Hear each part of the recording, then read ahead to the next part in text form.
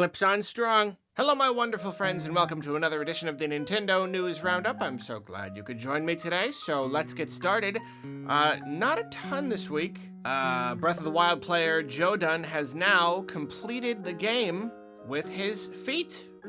Or all of the dungeons, all the dungeons and shrines in Breath of the Wild with his feet. So that's pretty impressive. Nintendo brought back Nintendo Directs. They did one. They did a Nintendo Direct. That's another thing that happened this week. They just kind of announced one and did it. So we got another Nintendo Direct. So that was a thing. That was definitely a thing. You can go watch my full discussion video on that if you like, if you haven't already. I'm not gonna go too deep into these, but just to hit the highlights. Pyra and Mythra from Xenoblade 2 announced for Smash. Pretty cool. Splatoon 3, a pretty big deal. Confusing in some ways. I'm gonna do a video on it. I know a lot of people, every time I say that, they're like, why is it confusing? It's better. I don't know. It's a whole thing. But like, that's a major game. It's a really major game. I don't know. A lot of people seem to be disappointed with the Direct, but Splatoon 3, that's a big deal. It's really a big deal. You got Skyward Sword HD, which is, it's cool. I'm not a big fan of the game, but lots of people will be. No Breath of the Wild 2 news. That was a little, that was disappointing, but I suppose understandable. Although more news will probably come later this year is what they're saying. I don't know if that means a release this year. It's still possible, but who knows? But you got Skyward Sword Joy-Cons to go with your Skyward Sword. Pretty cool. Project Triangle Strategy looked pretty neato. Mario Golf Super I'm just naming you've seen all these. Age of Calamity DLC, Miitopia. Yeah, you just go watch the video. I don't need to summarize all these, but those are the highlights. So, really, if anything, the big news isn't even the news that they gave us, it's just the fact that Directs are back. That in itself is a big mighty thing, and of course, we have to wait and see if we're gonna get more Directs. I've said it before, I'll say it again, I think we will. The way that they formatted this, it really was mostly focused on the first half of the year with like a couple things for later, Triangle Strategy, Splatoon 3, those are next year, but most of it was like first half, Skyward Sword up to like July. There's still a lot of blank spots for the rest of the year. To me, this Direct was the first one. It really feels like that. And I know a lot of people were disappointed, but like, come on, you can't take the amount of time that led up to it to like dictate how you feel about it. It still had plenty of announcements. If we're gonna get more later, then whatever. I've talked about all this before. I'm gonna move on. So that was cool. That was a pretty cool little thing. And to follow up on a few of these announcements, apparently Nintendo is looking for a level designer for Splatoon 3. They've already publicly, they're looking for one, specifically somebody to kind of revamp old stages. So I presume that means that Splatoon 3 is gonna have returning maps that they then revamp. They're also looking for like various, tweaking and stuff like that. And it's actually kind of funny getting, it's not a stretch. It's not weird to imagine that they would bring back maps. That's just kind of how it goes. But it is still fun to get such a solid little tidbit. You know what I mean? Like, that's a real thing. It's just like, oh, hey, okay, now we know there's going to be returning stages. They're looking for a person specifically for that. I don't know. Any specifics they can give is cool. And in some of the promotional stuff they've said about the game, went into a little more detail than the trailer did. Some of the takes place in Splatlands and that kind of thing. I don't know, whatever. There's some cool stuff to look at for Splatoon 3. If you were one of the folks like myself and probably at least a handful of others who was disappointed that Skyward Sword was the only remaster that is coming to Switch, we want to see Wind Waker and Twilight Princess 2. We don't want them to die on the Wii U. They're great. Put them on Switch. Why not? I know they got the gamepad stuff, but they could fix that. Well, according to some industry folks, they're definitely coming. They're absolutely definitely coming. According to these people, they're very, very, very confident. One of these guys was responsible for kind of originating the Mario 35th anniversary, the collection rumors and stuff. So that's, I don't know, that's a fairly credible source. It only makes sense. And it's so pessimistic. If there's any part of me that thinks Nintendo won't bring over Wind Waker and Twilight Princess, it's just because that's Nintendo being Nintendo and they do things that are weird sometimes. But logically, there's no reason they wouldn't bring it to Switch. I just have to hope they're not going to be limited releases. because that's what some people are thinking. Oh, I'll have to wait and see. Be cool to get them, though. Also, speaking of the Direct, apparently a Reddit user leaked, like, most of the big announcements. Shortly before the presentation, it's clear that this person had access to the Direct somehow, or I don't know, but, like, clearly this is not, like, a random, didn't guess correctly. This is very specific stuff. Which is, it's always upsetting. Every leak is upsetting. Anytime somebody legitimately gets information about, inside stuff, then it's no fun. I mean, this wasn't spread around everywhere super far. It was more just the person looking for clout, just being like, look, I did it. I technically called it. I don't know. It's really just it's just kind of a way to get attention, I guess.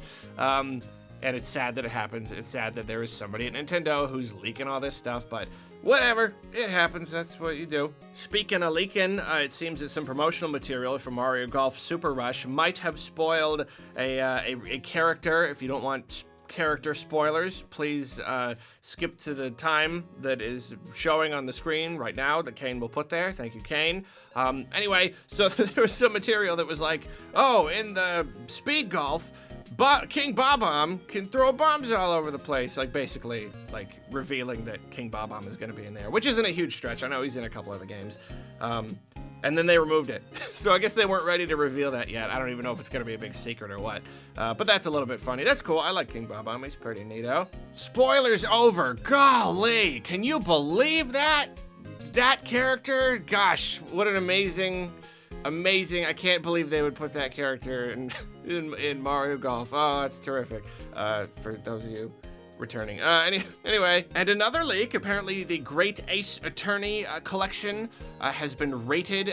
It's always so confusing to me when games aren't even announced, but they get like rated by like ESRB kind of for various countries. And it's just like, really? You couldn't wait? You couldn't wait. So it really does seem likely. It's not official yet.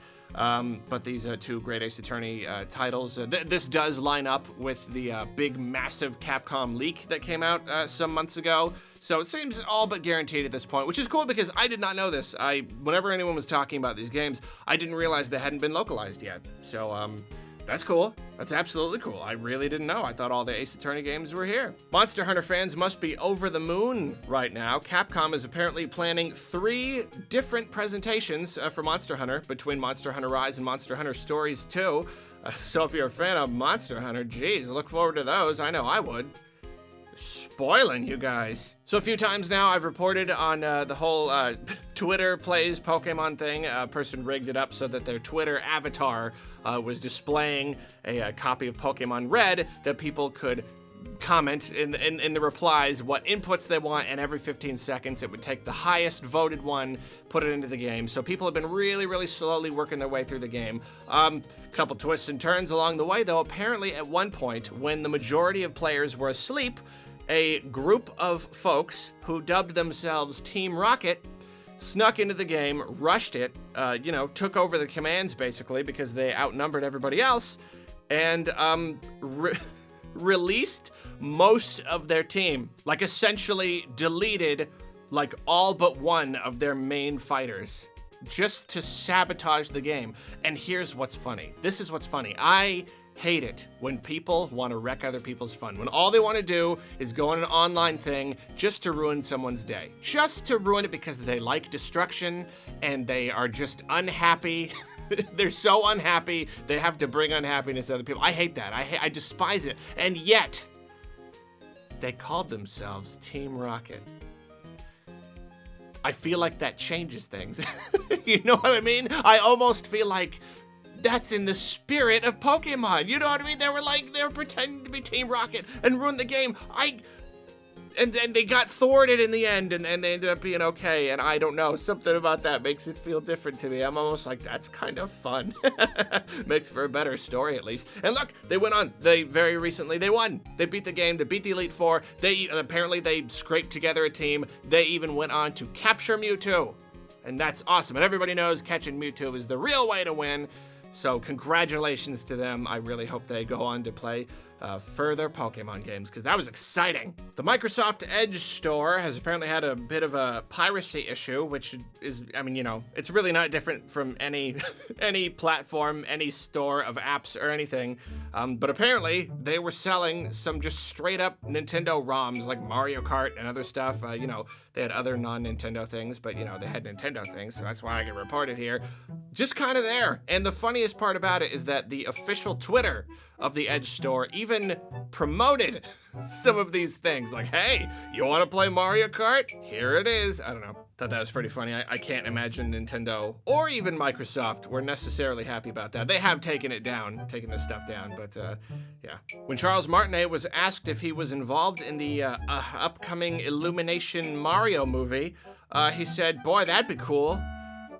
I'd do it if they wanted me to. That'd be awesome. Which is unsettling, to say the least. You would assume that he would be involved because only one person, for the most part, has voiced Mario all these years, and the idea of someone else voicing him is disturbing, and he apparently wasn't invited. And the movie's, a couple years out, and one of the first things they do when making a movie is recording it and then animating around that, so he's probably not, unless he's being really extra sneaky, he's not involved.